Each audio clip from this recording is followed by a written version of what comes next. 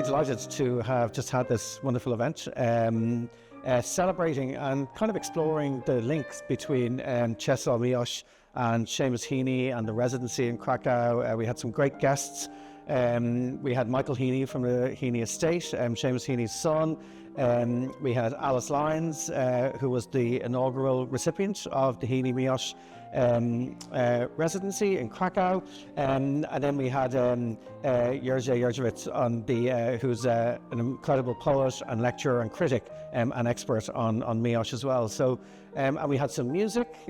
We had nocturnes by Chopin and John Field, and these lovely parallels in the conversations between the two writers, but also the two countries, and even then musically, the kind of musics of the two countries. So for me, it really underlined how kind of sympathetic the sensibility is culturally between Ireland and Poland.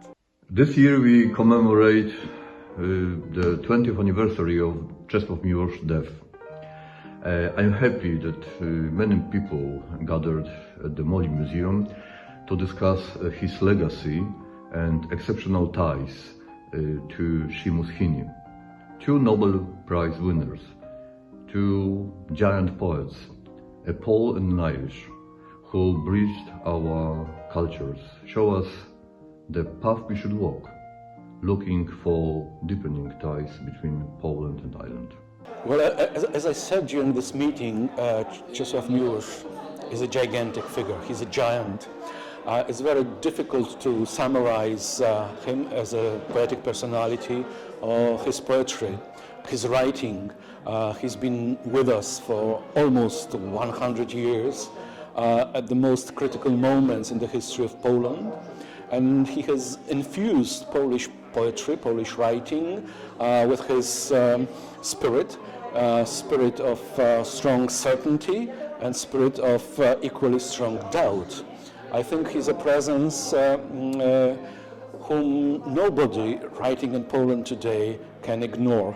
Seamus Heaney, my father, was always very interested in Polish poetry, but I think it was really in the 1980s where Czesław Miłosz became sort of his hero, I suppose, and certainly had the most important influence in terms of how he conducted himself as a writer. But he loved Poland. He visited Poland an awful lot. He loved Polish poets. I think it was the sensibility that they had. Also, I think he saw connections between Ireland and Poland, possibly religious, also political, how they had in a way tricky relationships with their neighbours, maybe, and how it related to the public life, first really true to their art. So I think about Czesław Miłosz and Seamus Heaney a lot. They are guiding lodestars of the kind of attitudes about poetry and what poetry can be in the world, the seriousness of their approach, the expansiveness of both of their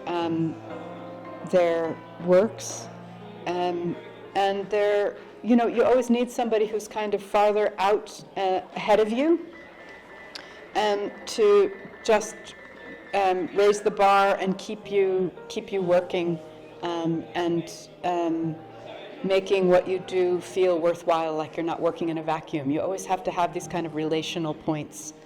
So Miłosz and Heaney are definitely that for me, and have been for a very long time.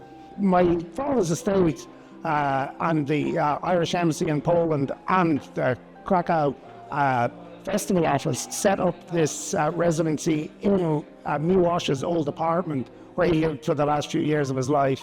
To get Irish-based writers, they don't have to be Irish, they just have to be based in Ireland, to come over and spend 6 weeks there to, I think, interact with Krakow and Polish life was also feeding back into their life. And I think it really speaks to the connections that my father had with Poland, and that Ireland and Poland have created over the last 20 years. I think that it's probably no coincidence that there's quite a strong connection to the two. So it made great sense for this partnership, though. So it's a real opportunity to get out of the community here in Ireland and make connections with all kinds of people in Krakow. So it was just an honor and a dream for me to spend that much time in Poland.